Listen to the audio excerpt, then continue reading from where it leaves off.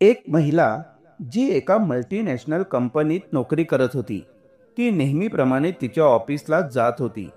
तितक्यात अचानक ऑफिसच्या गेटपासून जवळजवळ 50 मीटर अंतरावर कोणीतरी तिच्या साडीचा पदर पकडून तिला थांबवतो. महिला दचकून मागे वळून पाहते तर तिथे फक्त 6 वर्षांचा एक निरागस मुलगा उभा असतो. महिलेच्या नजरेला नजर मिळताच तो मुलगा तात्काळ म्हणतो, आई, तू कुठे होतीस? मी तुला किती शोधलं आणि मला खूप भूक लागली आहे. हे ऐकताच ती महिला स्तब्ध होते. त्या क्षणी ती मुलाकडे एकटक पाहत राहते, पण काही बोलू शकत नाही. तेवढ्यात त्या कंपनीचा गार्ड धावत येतो. तो त्या लहान मुलावर मोठ्याने ओरडतो, महिलेच्या साडीचा पदर सोडवतो आणि म्हणतो, मॅडम, तुम्ही जा पुढे. हा मुलगा असाच इकडे तिकडे भटकत असतो. याच्या बोलण्याकडे तुम्ही लक्ष देऊ नका. असे म्हणून तो मुलाला तिथून हाकलून देतो आणि महिलेला तिथून जाण्यास सांगतो. महिला पुढे तर निघते, पण त्या मुलाच्या चेहऱ्यावर उमटलेली ती निरागसता, त्याचे ते शब्द तिच्या मनातून जातच नाहीत की आई, तू कुठे होतीस? मी तुला किती शोधलं आणि मला खूप भूक लागली आहे. ही वाक्य सतत तिच्या मनात घुमत राहतात. त्यामुळे ती फारच गोंधळलेली आणि व्याकुळ होते. आणि मग काही असं घडतं की ज्याची कुणी कल्पनाही केली नव्हती.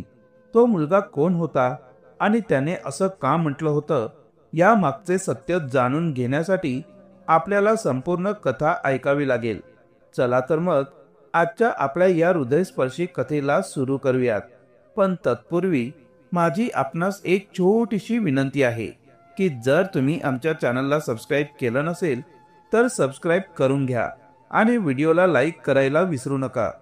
उत्तर प्रदेशातील लखनौ शहरात एक नवरा बायको राहायला येतात. नवऱ्याचं नाव अमित आणि बायकोचे नाव सोनिया. दोघेही आधी गावचे रहिवासी होते, पण त्यांना लग्नानंतर मूल होत नव्हतं. त्यामुळे गावात लोक बोलत राहिले, टोमणे मारू लागले. अखेर ते गाव सोडून लखनौला स्थायिक झाले. अमित एका कंपनीत कायमस्वरूपी नोकरी करत होता. सोनिया मात्र घरीच वेळ घालवत असे, पण ती नेहमी उदास राहायची. म्हणून अमितने तिला सल्ला दिला की तूही एखादी नोकरी कर. आपण दोघं एकाच वेळीच बाहेर पडू. दिवस चांगला जाईल, तू उदास राहणार नाहीस. सोनियाने त्याचा सल्ला मान्य केला आणि नोकरी शोधू लागली. थोड्याच दिवसात तिला एका मोठ्या कंपनीत चांगल्या पगारावर काम मिळाले. इंटरव्ह्यू यशस्वी झाला आणि तिला दुसऱ्या दिवसापासून कामावर रुजू होण्याचे सांगितले.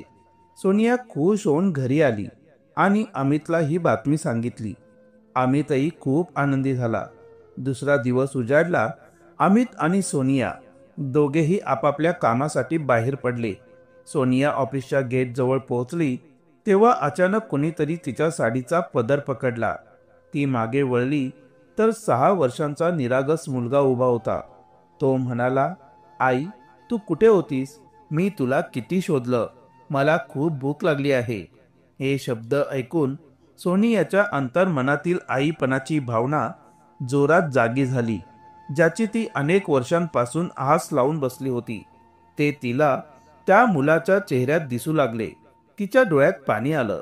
तो मुलगा तिला जणू स्वतःचं लेकरू वाटू लागला. आता सोनिया त्याच्याकडे पाहूनच उभी होती. मुलगा मात्र तिच्या डोळ्यात नजर रोखून पुन्हा म्हणत होता, मला भूक लागली आहे. तेवढ्यात कंपनीचा गार्ड सोनियाला तिथेच थांबलेली पाहतो आणि आपलं काम सोडून सरळ तिच्याकडे येतो. तो त्या मुलाला धाक दाखवू लागतो, रमेश, तुला आधीही सांगितलं ना इथे फिरू नकोस म्हणून. निघून जा इथून, नाहीतर तुला चांगलाच मार खावा लागेल. गार्डच्या या शब्दांनी मुलगा सोनियाचा साडीचा पदर सोडून देतो, पण त्याचे डोळे अजूनही सोनियावरच खिळलेले असतात. गार्ड मग सोनियाला म्हणतो की मॅडम, आपण जा आत. हा रोजचाच प्रकार आहे. आपण आपलं काम बघा, मी याला पाहतो. असे म्हणून तो सोनियाला आत पाठवतो आणि मुलाला धमकावून तात्पुरता तिथून हाकलून लावतो. पण सोनियाच्या डोक्यात त्या मुलाचा निरागस चेहरा फिरत राहतो, ज्या चेहऱ्यावरून तो आई म्हणून तिला हाक मारत होता आणि सांगत होता, मला भूक लागली आहे. ती कसं बसत दिवसभर कामावर लक्ष देण्याचा प्रयत्न करते, पण जेव्हा लंच टाइमला टिफिन उघडते तेव्हा पुन्हा त्या मुलाचा चेहरा तिच्या डोळ्यांसमोर येतो. तिला आठवतं की तो म्हणत होता मला भूक लागली आहे. या विचाराने ती बेचैन होते. तरीही कसा बसा दिवस संपवते. संध्याकाळी सोनिया घरी परतते. त्यावेळेस अमितही ऑफिसवरून आला होता. रात्रीत जेव्हा दोघं गप्पा मारत आराम करत होते तेव्हा सोनिया अमितला सरळ सांगते ती खूप उदास झालेली असते. अमित विचारतो तेव्हा ती सुरुवातीपासून सांगते की कसा एक मुलगा तिच्या साडीला धरून तिला आई म्हणाला होता आणि तो चेहरा तिच्या डोक्यातून जातच नाहीये. अमित म्हणतो गार्डने सांगितलं ना हा रोजचा प्रकार आहे म्हणून. असे मुलं भीक मागत फिरतात. यांची एक टोळी असते. तुला अशा मुलांशी पार जोडून घेण्याची गरज नाही. विसरून जा आणि आता शांत झोप. सोनिया त्याची गोष्ट मान्य करते, पण डोळे मिटून झोपायचा प्रयत्न केला तरी त्या मुलाचा चेहरा तिला सतत स्वप्नात दिसतो. संपूर्ण रात्र ती अस्वस्थ असते. दिवस जातात पण 2-3 दिवस उलटूनही तो चेहरा तिच्या मनातून निघत नाही. आता तिसऱ्या दिवशी संध्याकाळी तिची कंपनी बंद होताच ती स्वतःवर नियंत्रण ठेवू शकत नाही आणि थेट त्या गार्डकडे जाते ज्याने त्या दिवशी मुलाला धमकावून त्याला हाकलवून लावले होते. ती गार्डकडे जाताच गार्ड लगेच उभा राहतो आणि म्हणतो हो मॅडम, मला सांगा काय काम आहे. तर सोनिया इथे म्हणते की भाऊ फारसं काही काम नाही. मी खरं तर त्या मुलाबद्दल विचारत होते. तो मुलगा रोज असाच भीक मागतो का? कारण माझा नवरा म्हणत होता की अशा मुलांच्या टोळ्या असतात. तो अशा टोळ्यांसोबत भीक मागतो का? पण मग गार्ड हसायला लागतो आणि म्हणतो की नाही मॅडम, असं नाहीये. तो दुर्दैवी आहे आणि म्हणूनच त्याला भीक मागण्यास भाग पाडले जाते. कारण त्याचे वडील दारू पितात आणि त्याच्यासाठी काही खायला किंवा प्यायला आणत नाहीत आणि तो त्याची काळजीही घेत नाही. आता हे ऐकून इथे असलेली सोनिया थोडा वेळ विचार करते आणि नंतर म्हणते की भाऊ, तुम्ही इतक्या आत्मविश्वासाने हे कसं सांगू शकता? तर येथील गार्ड हसत हसत म्हणतो की मॅडम, त्या मुलाची आई म्हणजेच रमेशची आई ती याच कंपनीत काम करायची आणि तिचा नवरा म्हणजेच या मुलाचे वडील दारू पिऊन कधी कधी इथे यायचे आणि त्या महिलेला खूप त्रास द्यायचे. मला त्या महिलेची दया यायची आणि तिला काही आर्थिक मदतही करायचो. त्यामुळे त्या काळात मला हे सर्व माहीत होतं. कारण या मुलाचे वडील पूर्वी दारू पिऊन त्याच्या पत्नीवर हात उचलायचे. काही दिवसांनी त्याच्या पत्नीची तब्येत बिघडली, पण जे काही पैसे तिने कमावले होते ते पैसे तिचा नवरा घेऊन जायचा आणि आपल्या व्यसनात उडवायचा. आणि अशाच प्रकारे हळूहळू तिची अवस्था अशी झाली होती की ती खूप आजारी पडली. जेव्हा तिने डॉक्टर साहेबांना दाखवलं तेव्हा डॉक्टर साहेब म्हणाले की आता काही करता येणार नाही. आता खूप उशीर झाला आहे. त्यानंतर त्या मुलाची आई हे जग सोडून निघून गेली. पण रमेश त्याच्या वडिलांकडेच राहिला होता आणि त्याचा बाप तर एक नंबरचा दारुडा आहे. दारू पिऊन तो त्याच्या मुलाकडे लक्षही देत नाही. तो मजुरी करतो, पण दारू विकत घेण्या इतपत कमाई करतो आणि दारू पिऊन नशेत राहतो आणि आपल्या मुलाला असंच इकडे तिकडे उपाशी पोटी फिरायला सोडून देतो.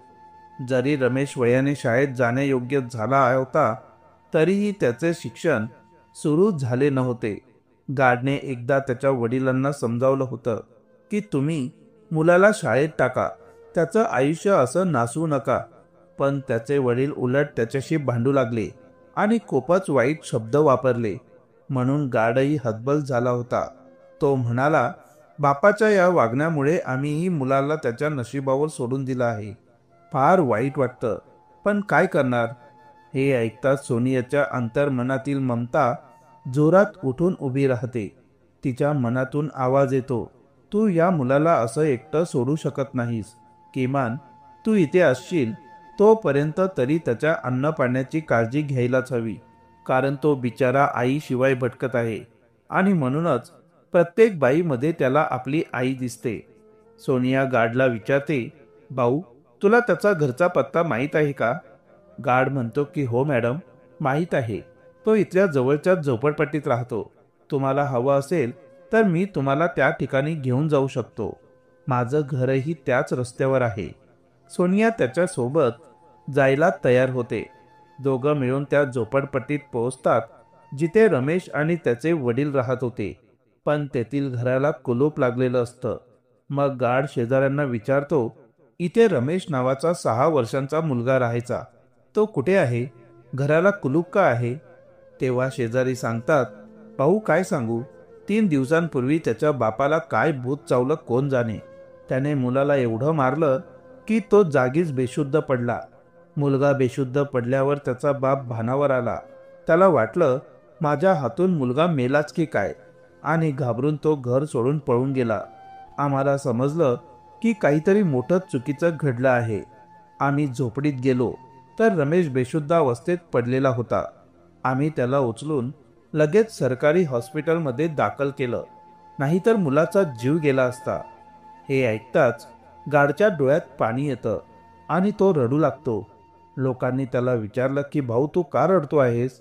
गार्ड म्हणाला की मी त्याच्या बापाला समजावलं होतं की मुलगा जन्माला घातलाय तर त्याची जबाबदारी घे, आणि आज त्याने असं काही केलंय. माझ्याकडून चूक झाली की त्याला फक्त बोलून थांबलो, असे म्हणत तो रडायला लागला. लोकांनी त्याला समजावलं की तुझी काही चूक नाही, चूक तर त्या बापाची आहे जो असूनही बापाचं कर्तव्य निभावत नाही. गार्डने डोळे पुसले आणि उदासपणे शांत झाला. पण तेवढ्यात सोनियाची सगळं ऐकून उभी होती. तिने ठरवलं की ती त्या मुलाला हॉस्पिटलमध्ये जाऊन भेटणार. ती विचारते की सरकारी हॉस्पिटल कुठे आहे. तेव्हा गार्ड म्हणतो, मॅडम मला माहीत आहे, मी घेऊन जातो, मलाही त्याला पाहायचं आहे. दोघं मिळून सरकारी हॉस्पिटलमध्ये पोहोचतात. आत गेल्यावर रमेशला पाहून ते थक्क होतात, कारण तिथे त्याची काळजी घेणारा कोणीच नसतो. तो अगदी अशक्त व्यथित अवस्थेत पडलेला असतो. हे पाहून सोनिया अतिशय भावुक होते. ती पुढे जाऊन रमेशच्या डोक्यावरून हात फिरवते, आणि एवढं होताच रमेश हलक्या आवाजात म्हणतो, आई तू आलीस? आणि त्याच्या डोळ्यातून अश्रू वाहू लागतात. जेव्हा सोनिया रमेशच्या डोळ्यातील अश्रू पाहते तेव्हा तिच्या स्वतःच्या डोळ्यातले अश्रूही थांबत नाहीत. ती लगेच हॉस्पिटलमधून बाहेर पडते आणि सरळ घरी येते. गार्ड सुद्धा थोडा वेळ रमेश जवळ थांबतो, त्याची काळजी घेतो आणि नंतर स्वतःच्या घरी परततो. सोनिया त्या दिवशी घरी थोडी उशिरा पोहोचते. अमित आधीच कामावरून आलेला असतो. पत्नीच्या चेहऱ्यावर एक विचित्र शांतता पाहून तो विचारतो, काय झालं सोनिया, काही त्रास आहे का? एवढं ऐकताच सोनिया रडायला लागते. अमित तिला शांत करतो आणि म्हणतो, आधी बस आरामात, मी तुला पाणी आणतो. तो स्वतःच्या हाताने तिला पाणी देतो आणि म्हणतो, हे पाणी पी आणि मग शांतपणे मला सांग की काय झालं आहे. सोनिया थोडा वेळ शांत होते आणि नंतर अमितला सगळी गोष्ट सांगते. ती म्हणते, आज मी जेव्हा रमेशला हॉस्पिटलमध्ये भेटायला गेले, त्याच्या डोक्यावरून हात फिरवला तेव्हा त्याने एकदम म्हटलं, आई तू आलीस? हे ऐकताच मी डोळ्यातले पाणी थांबवू शकले नाही आणि तिथून धावत बाहेर पडले. अमित ही गोष्ट ऐकल्यावर खूप विचारात पडतो. तो म्हणतो, तो मुलगा बिचारा आई विना आणि बापही दारुड्या पळून गेलेला. त्याची काळजी घेणारा कोणीही नाही आणि आपल्यालाही मूल नाहीचे. मग आपण त्याला दत्तक का नाही घेत? अमितचे शब्द ऐकताच सोनिया डोळ्यातून पाणी आणून म्हणते, अमित तू माझ्या मनातली गोष्ट बोललास. हो, आपण त्यालाच आपलं लेकरू करू. दोघंही तयार होतात. ते लगेच हॉस्पिटलला जातात. रमेशला सरकारी दवाखान्यातून प्रायव्हेट हॉस्पिटलमध्ये हलवतात.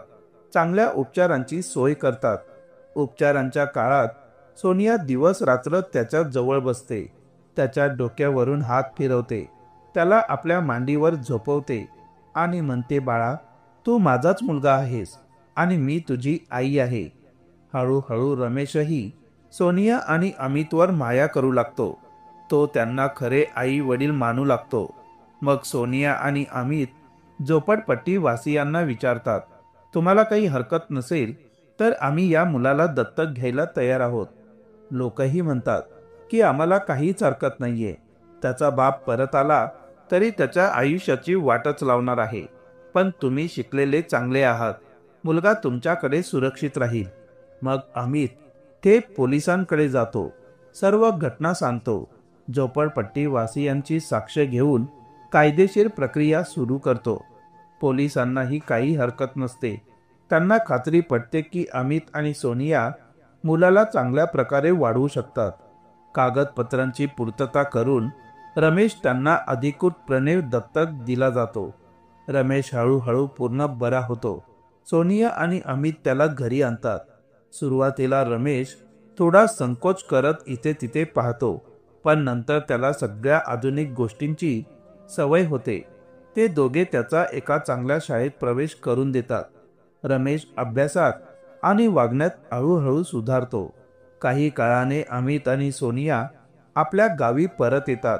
गावकरी पाहतात की आता त्यांच्यासोबत एक मुलगा आहे. 12 वर्षांपूर्वी लग्न करूनही मूल नाही म्हणून त्यांची थट्टा करणारे सगळे आश्चर्यचकित होतात. कारण लग्नानंतर 4 वर्षातच अमित आणि सोनिया गाव सोडून गेले होते. त्यानंतर ते फक्त आपल्या घरच्यांशी बोलत होते. गावात कोणालाही त्यांची माहिती नव्हती. तेव्हा सोनिया आणि अमित म्हणतात की हा आमचाच मुलगा आहे, आमच्या पोटीत झालेला आहे. गावकऱ्यांनाही आश्चर्य वाटतं, पण सोनियावरचं अपत्य न होण्याचं कलंक धुतलं जातं. अमितलाही याची काही हरकत नसते. मात्र ते आपल्या घरच्यांना सांगतात की ही गोष्ट कुणालाही सांगायची नाही की आम्ही या मुलाला दत्तक घेतलं आहे. तर मित्रांनो, ही होती आजची कथा. तुम्हाला कशी वाटली ते कमेंटमध्ये जरूर सांगा. कथा आवडली असेल तर व्हिडिओला लाईक करा आणि चॅनलला सबस्क्राईब करायला विसरू नका. पुढच्या वेळी नवीन कथेसोबत भेटूया. तोपर्यंत जय हिंद, जय महाराष्ट्र. धन्यवाद. थँक्यू.